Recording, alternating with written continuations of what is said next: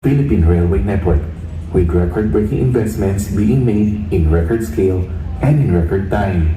From 9 railway contracts under management in July 2016, the DOTR has awarded and is now implementing 36 railway contracts, with 12 more contracts to be awarded within 2021, each with an average contract amount of 20 billion pesos. These contracts add up to 1 completed project, 7 projects ongoing construction, 1 ongoing rehabilitation, and 5 projects ongoing design and procurement. Among these game-changing projects is the North-South Commuter Railway of the DOTR and PNR, which despite being started in 1994 as the Manila-Clark North Rail Project, only started construction in January 2019. The NCR consists of a 147-kilometer railway system with 35 stations and 464 train cars, spanning 27 cities and municipalities, 3 provinces, and 3 regions. From Clark International Airport in Luzon through the National Capital Region and all the way to Laguna in Calabarzon. Aside from being the Philippines' single largest railway project, the NCR also holds the distinction of being the single largest infrastructure project of the Asian Development Bank and the longest commuter railway project of the Japan International Cooperation Agency. Once fully operational, the NCR will cut down travel time between Clark and Calamba from more than 4 hours down to less than 2 hours. Travel time from the Clark International Airport to Makati City via the country's first airport express service will be under an hour. This massive railway system is expected to accommodate more than 800,000 passengers per day in its first year of full operations, with capacity to service more than 1 million passengers per day in the decades to come. In the process, the NCR will generate 25,000 direct jobs during construction and close to 10,000 jobs during its eventual operations. Construction is in full swing for the NCR Manila to Clark segment's 88 kilometers of viaducts, 17 stations, and 2 depots, with all 7 civil works contractors from Japan, South Korea, Spain, and Thailand partnering with Philippine contractors already in different stages of construction. Meanwhile, the NCR's first 8-car train set is on track for delivery by December 2021. Despite the effects of the COVID-19 pandemic on the global railway construction industry, the DOTR and PNR under the Duterte administration's Build program have been steadfast in making this almost 2-decade dream of a more comfortable life for every Filipino a reality.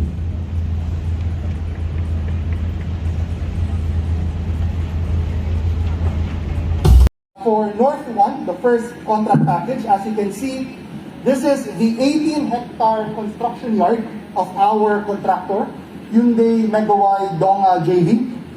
18 hectares is the equivalent of 363 basketball courts, for those who may want to have reference on how big that is. This is actual photos from last week. Next slide. Still at contract package 1, these are the ongoing piling works at Apalit Station. Next slide, please. Now going to package 2, the Acciona Dailing joint venture package.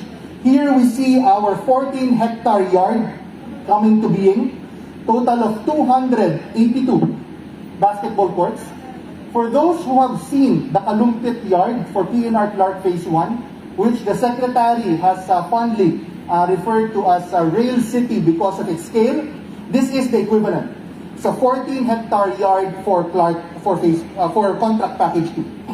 Next slide, please. Again, piling works for the San Fernando station, which is part of package 2. Next slide. Oil dynamic load testing at the Santo Tomas segment of package 2. Next slide, please. Now going to package 3 by the Italian Thai Development Company. Here we see their construction yard, 2 construction yards consisting of 9.5 and 9.6 hectares, a total of almost 20 hectares for this package. Again, these are photos from last week. Next slide, please. Piling works ongoing at the Clark station, which is almost right beside the SM Clark, for those of our friends from nearby. Next slide. Or these are the earthworks and test piling works ongoing at Angeles Station. Next slide, please. Now, of course, here behind me is the ongoing excavation works for the Clark International Airport's fully underground station. So this excavation is going to be 20 meters deep, 250 meters wide, and 60 meters in 250 meters in length and 60 meters wide.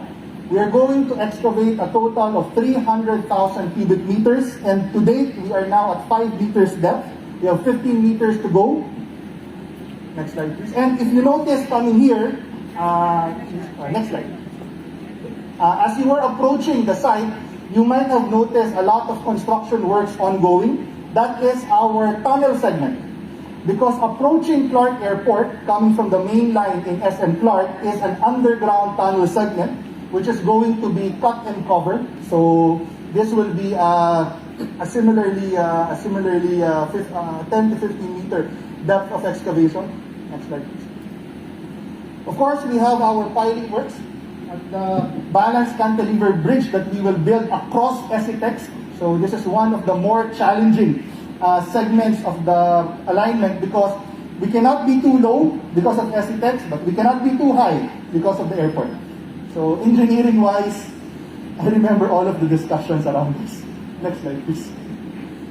Of course, the largest passenger depot, most likely in the region, we have the 36-hectare depot. We call this the Clark Depot, the equivalent of 726 basketball courts. This is only one of the 3 depots for the North-South Commuter Railway System. We are going to have a depot in Clark, in Malanday in Valenzuela, and in Banlik in Calamba. Next slide, please. So as you can see, we are fully free and clear for this entire contract package. Works are ongoing and on track. Beside this is an even bigger 55-hectare depot for our soon-to-come Subic Clark Railway project, which is a freight line, which is also already ongoing development. Next slide, please. So piling works at the workshop and OCC buildings of the depot are ongoing by our, I forgot to mention our contractor, POSCO ENC. For package 4, it's Acciona and EEI joint venture. Next slide, please. Next slide. And that's it. So again, massive, again, is a word that is most often used to describe the North-South Commuter Railway System. And I hope that those slides shared or gave an impression of why. So indeed, the NSCR system is massive, and it is going to be a reality, as you can see, with all of the construction progress that we have done, despite the global pandemic and despite all of the construction-related constraints that we had to face. Even in the midst of the pandemic, we continued working. We pushed hard under the strong leadership of Secretary Tugaden, and there is no stopping this train. We are full steam ahead to deliver President Duterte's promise of a more comfortable life to every Filipino under the Build, Build, Build program. Maraming salamat po. Thank you and good morning to everyone.